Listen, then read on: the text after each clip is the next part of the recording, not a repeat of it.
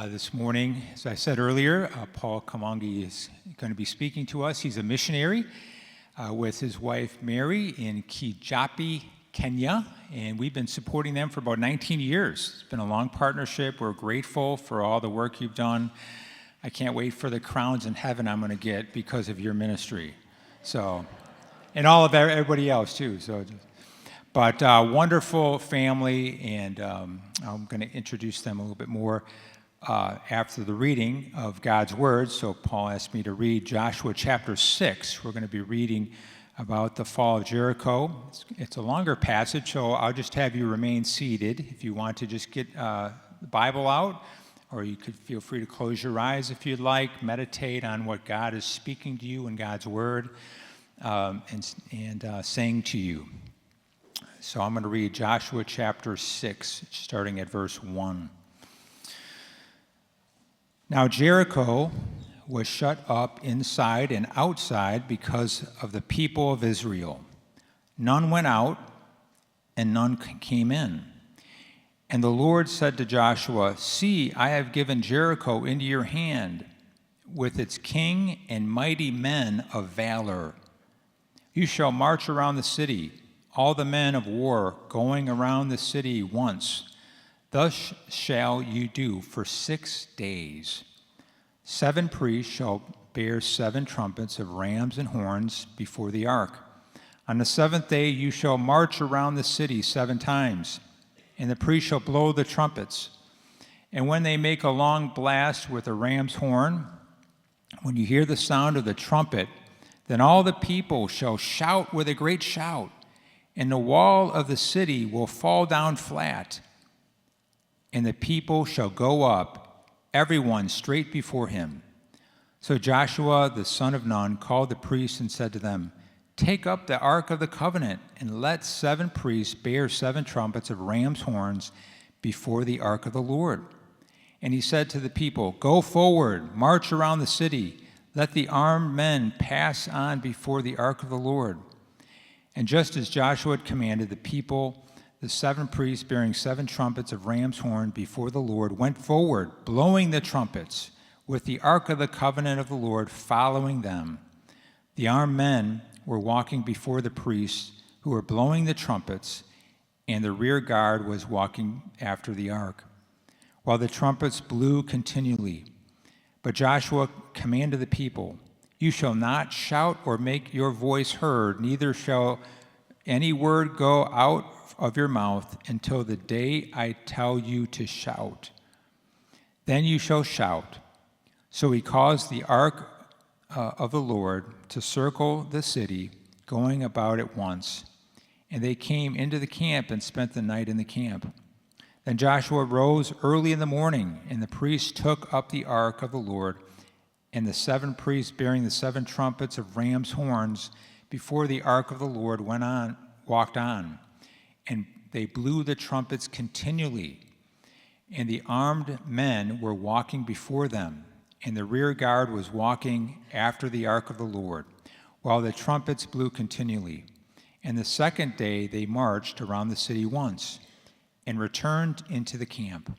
So they did for 6 days. On the 7th day they rose early at the dawn of day and marched around the city in the same manner 7 times. It was only on that day that they marched around the city 7 times.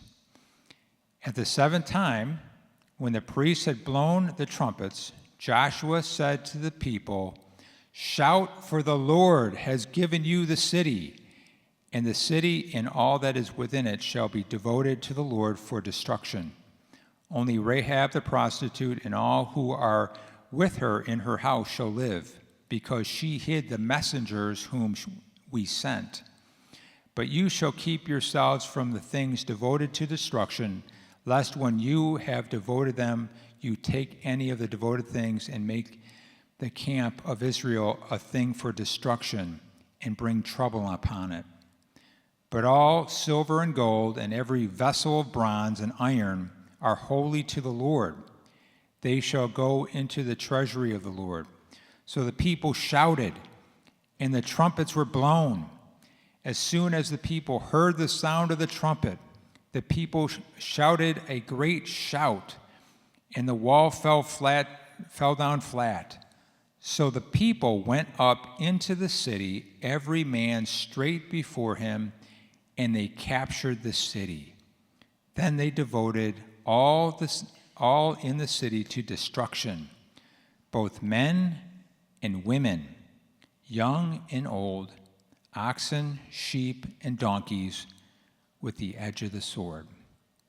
This is the word of God. Thanks be to God. You are seated. All right. Well, Paul and Mary have been missionaries for a long time, and 35 years he's been a missionary. And Paul is the president of Moffat Bible College and a pastor of a church. He's the founder of Sunrise Kids Home for children who have been affected by HIV and AIDS. So very important, vital ministry for children who are missing parents who have been affected, devastated by HIV and AIDS. They have 3 children, and Darren, their youngest, they just dropped him off in college, so the biggest prayer need they have is that they're empty nesters. And so they're going back without children. So pray for them. And so it's a time to get to know each other again, right? Yes. Okay. Well, let's welcome up Paul Kamungi as he talks through Joshua chapter 6.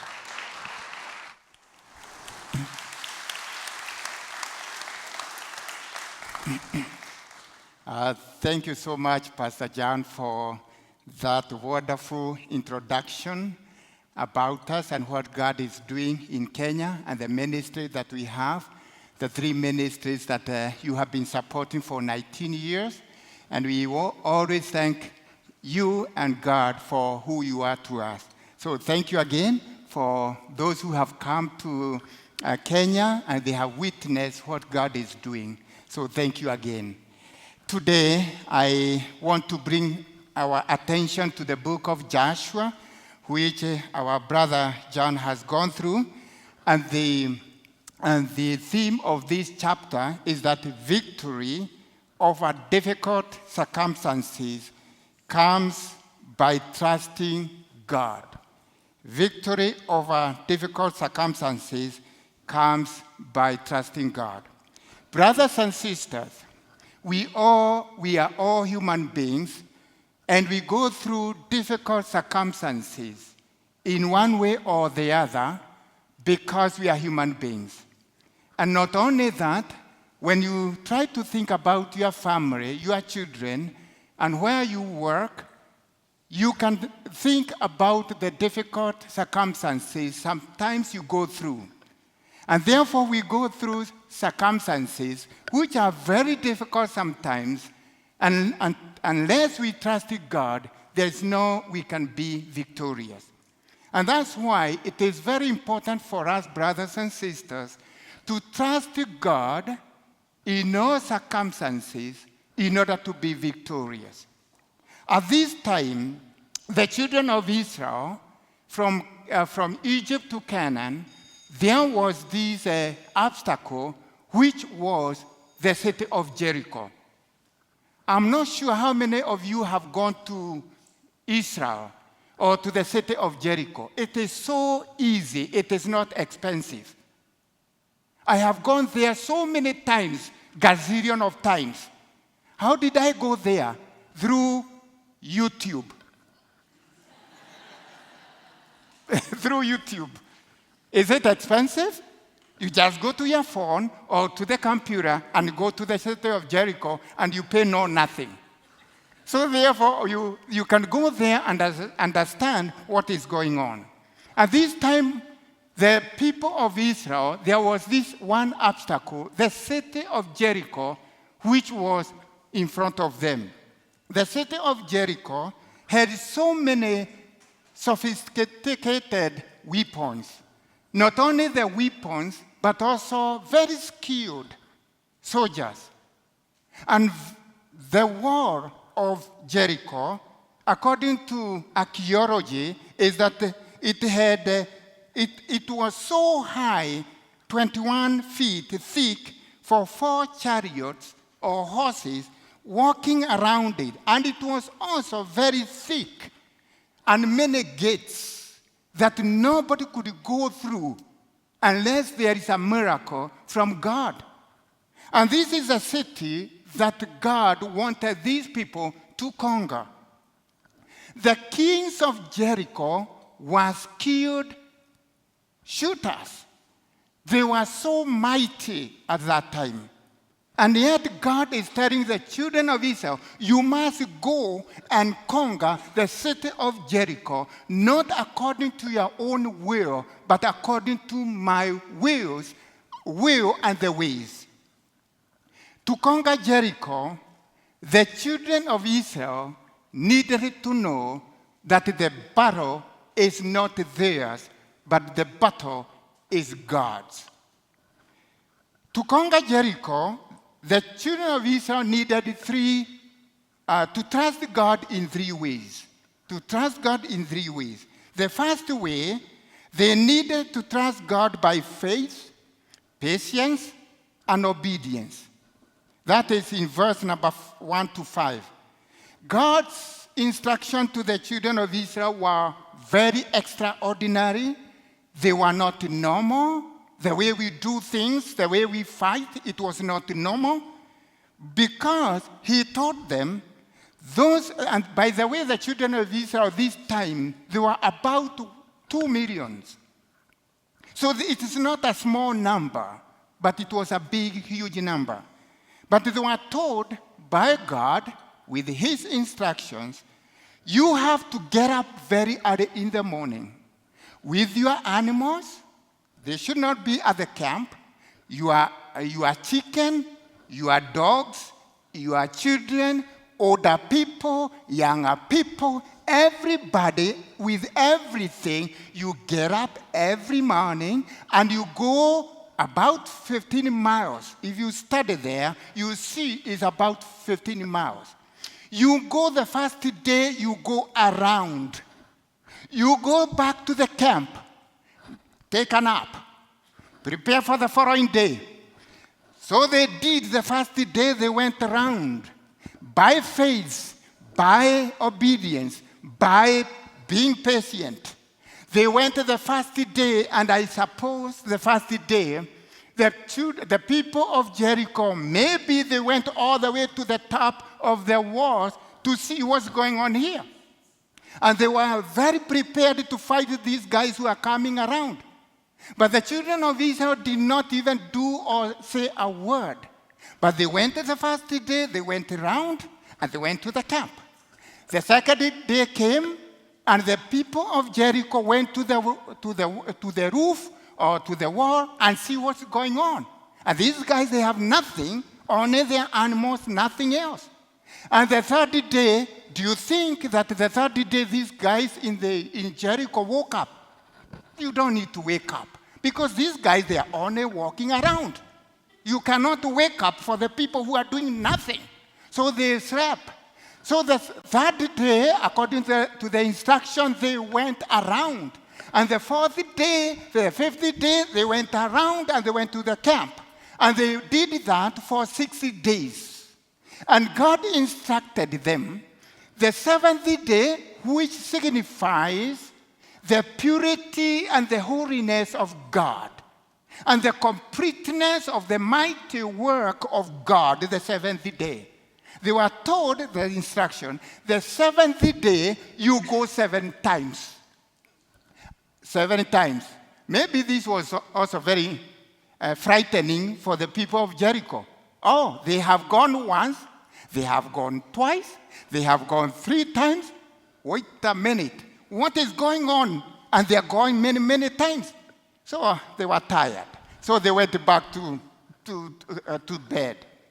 And they were told the seventh day, because they were guided by the Ark of the Covenant, which represented God, that you go around and at the 7th time you sound the trumpet. The trumpet in the Old Testament is only when you have victory. when you are victorious, you sound the trumpet. And God is telling them, see. In fact, he is telling them, open your eyes, because you see your eyes, and you see that I have given you the city of Jericho. And this is to tell them to open their eyes and see that the work of God is already complete. Do you understand this? That the work is already complete. I have done it for you. See, the work is done. So therefore, they went around 7 times, and God gave them victory. Imagine, this is not human. It is not instruction of a human being. Because Joshua was supposed to ask God, God, you must be crazy. This is not the way we fight. But you are telling us to go around. But remember, the battle is not theirs. The battle is God's. And therefore, God wanted them to march around the city for those many times, trusting him, being patient, even the older people. The older people and those who had physical problems did not complain. They woke up slowly and went. For the kids, they also woke up and went. For the animals did not complain.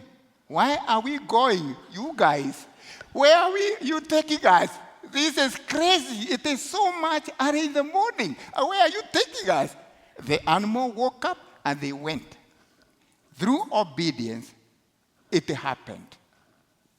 Brothers and sisters, trusting God in all circumstances is not what people see and makes sense. You know, the battle did not make sense to people, but it is what makes sense to God. Trusting God is an act of obedience to the voice of God, whether his voice makes sense to us or not. Somebody has written this, I quote, trusting God is the content of who we are in him, and we are ready to act according to his directive will without questioning his words.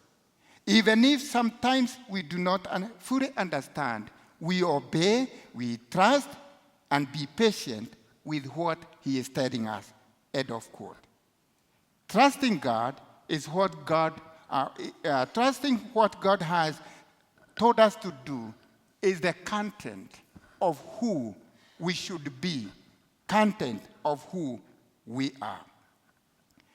The other thing is that the other thing that they were supposed to do is the second point in verses number 6 to 19. They needed unity in trusting God. They needed unity in trusting God.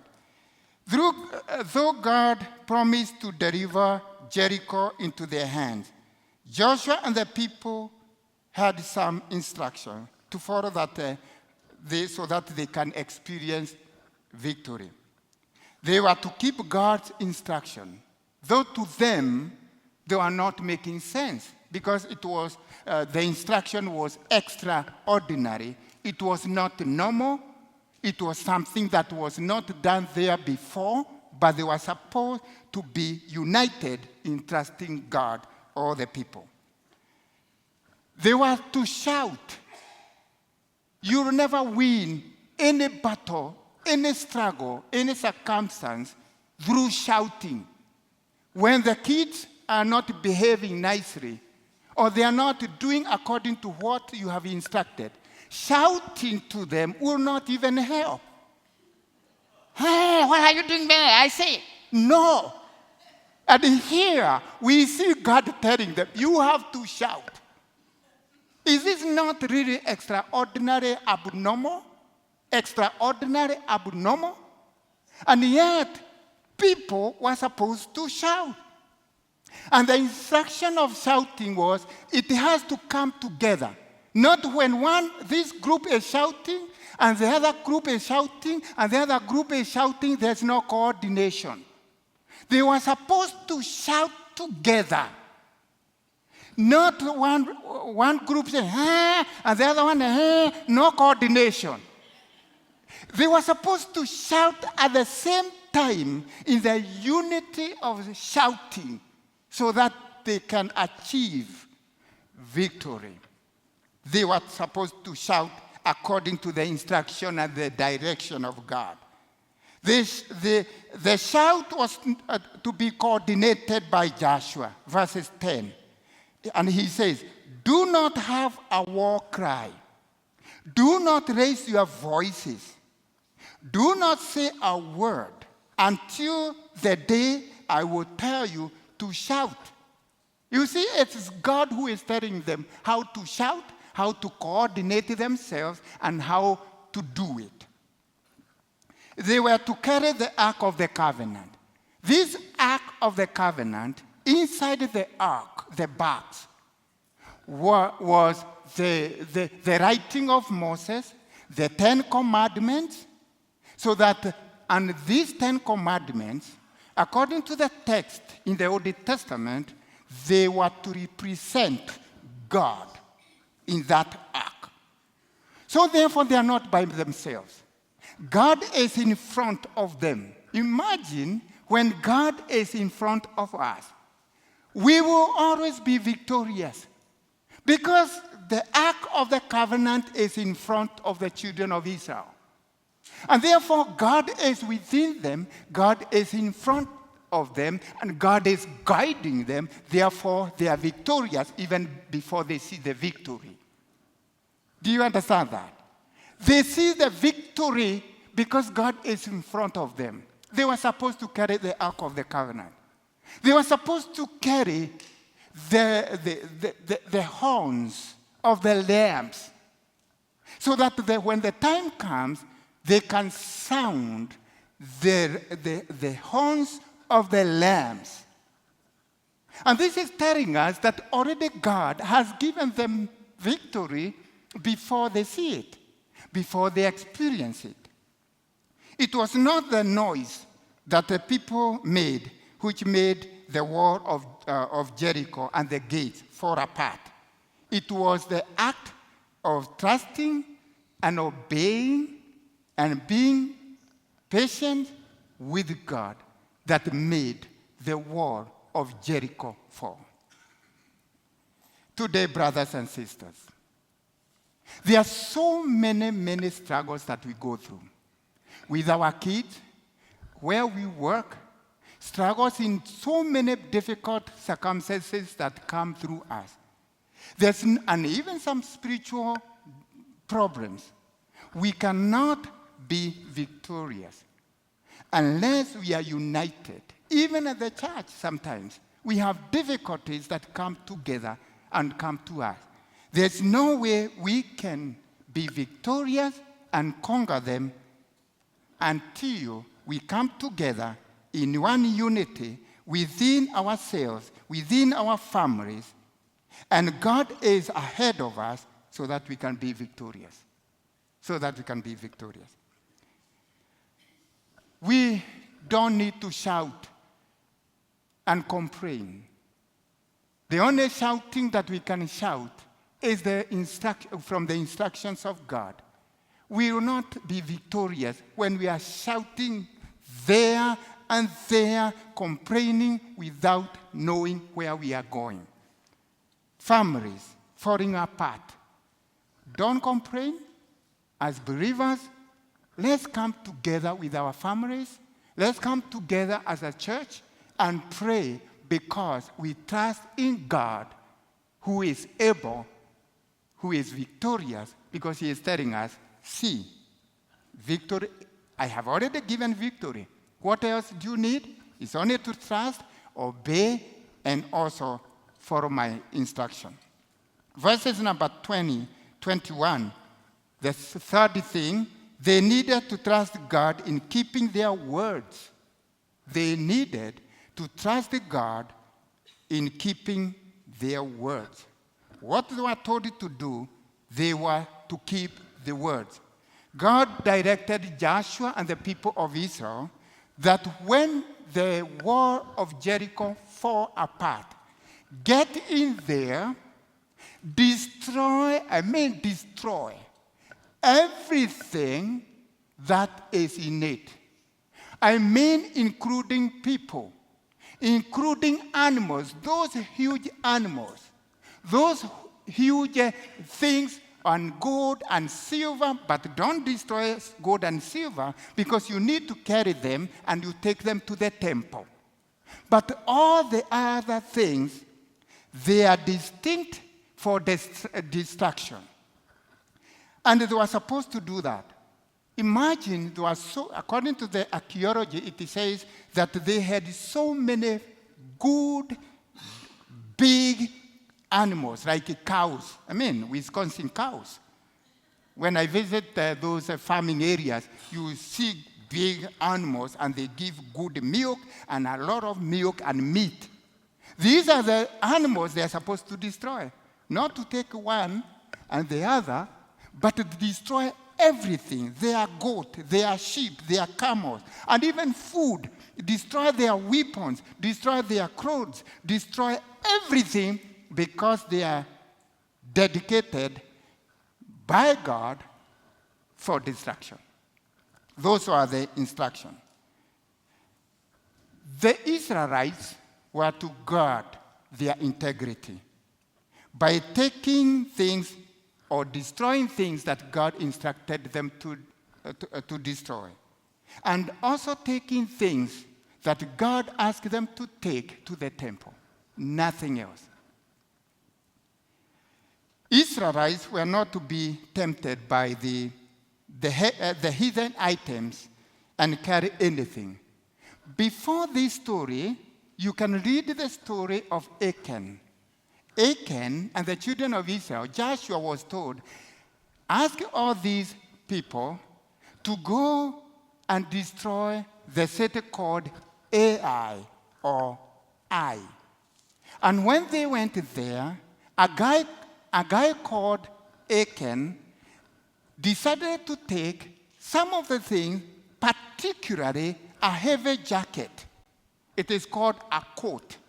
But it is almost like a beautiful winter jacket, which was more expensive than gold. The guy took it. And when they went back to the camp, Joshua asked, what's going on here? Because we are destroyed. Our people, when they go to war, they are destroyed, they are killed. And the guy did not say, what is the problem? Now Joshua called everybody and asked, what's going on? And Achan, with his family, and his family did not know that he had taken. And he was asked by Joshua, what is going on? What happened? And the guy said, yes, when I went to Ai, I saw this very beautiful coat or a jacket, and it is hidden in my room. And that's why the children of Israel are going through difficulties. You know, at the end of the story, before Joshua 6, Joshua asked everybody to pick up stones. And this guy and the family and the animals, they were stoned to death. You see what happened? Because he was not serious with the words of God. The children of Israel were supposed to take serious of their words and keep the words that they were told to keep. Brothers and sisters, today we need to trust God and keep our words without justifying the sin we have committed. When you have sinned, go to God. When you have yelled to your children, because parents, sometimes even I'm tempted when I see all this, my kids are not doing what I said, I almost yell. Go to God and tell him, I have done this, without justifying. I was trying to yell because, they are sinners that they have not obeyed. That's not the issue here. don't yell or justify that you yelled. Sometimes we, the husband, sometimes we complain sometimes because we are tired and we reflect our tiredness to our wives and we start complaining. Why? Or you justify, because my work and the people I work there with are not good today.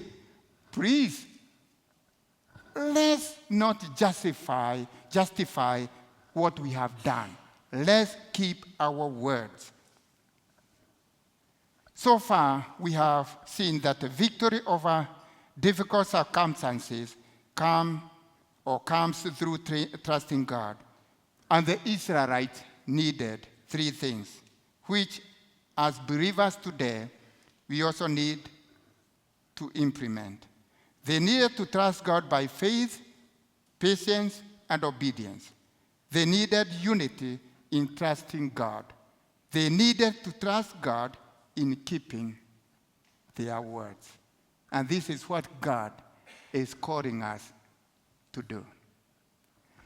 Before I sit down, because of time, we have 5-minute video which summarizes the work that we do with you in Kenya, Sunrise Ministry, and this is the ministry of 50 HIV and AIDS orphaned kids, and also Moffat Bible College, where we train men and women for Christian ministries, and also the ministry of the church. Those are the 3 areas of ministry that we do with you in Kenya. And we have a simple, small video, 3-4 minutes, so that you can watch and you can be able to relate yourself with what we are doing with you in Kenya. And after that, Pastor John will stand, and so that we can finish with a word of prayer and the song. So thank you so much. God bless you. Let's continue thinking about being victorious in all circumstances is only trusting God in our lives.